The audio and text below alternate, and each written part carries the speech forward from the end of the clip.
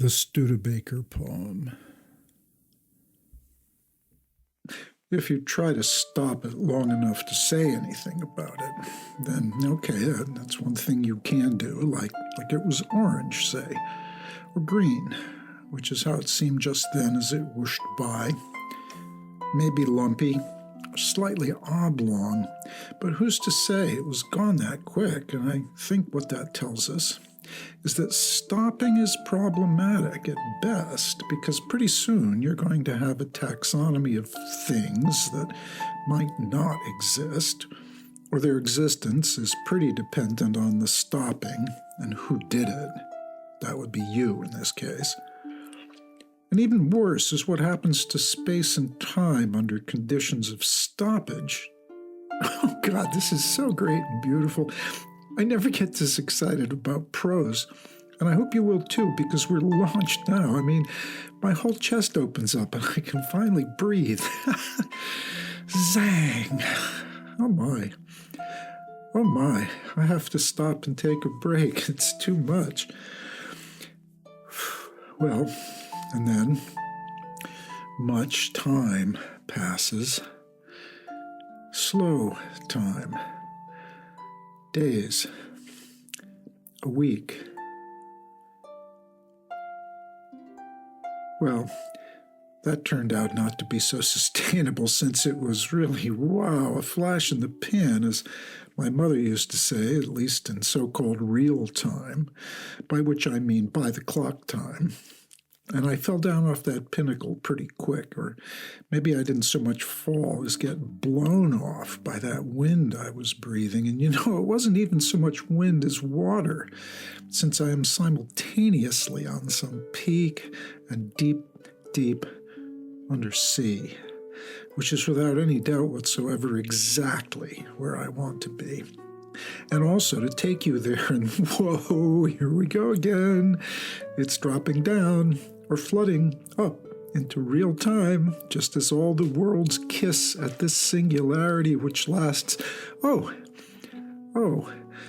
at all long, which I suppose allows you to take a break, or maybe is protective and lets a normal person live like other normal people, not flashed up into whammy spaces, flash, flash, flash, and we only are here, or seem to be, like the frames in a reel of film. And how passé is that? It's really having a tiger by the tail, let me tell you, and I need to step away from this a bit. Excuse me while I kiss the sky. I'll be right back.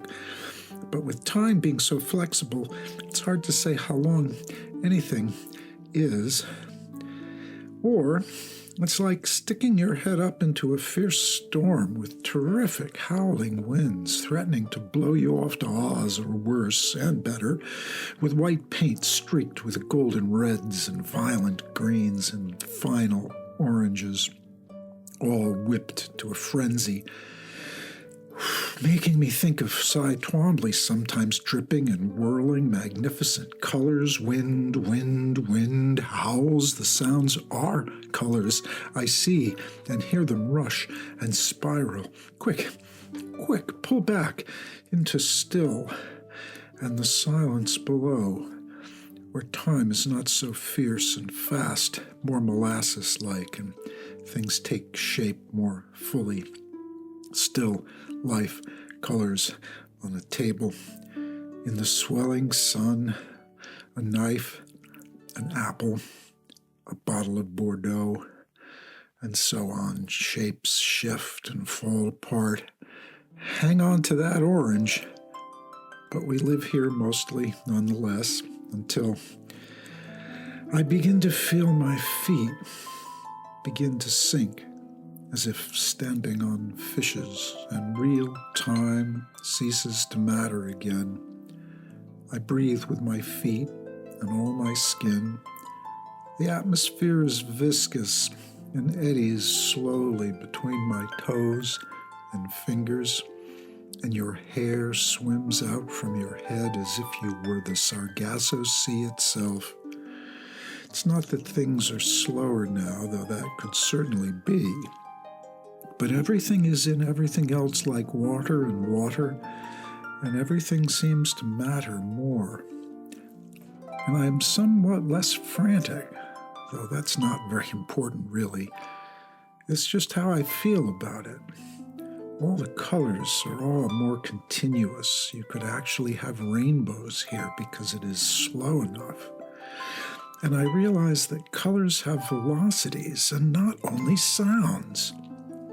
And now the world starts to tie itself together and synesthesia becomes inevitable, not bizarre.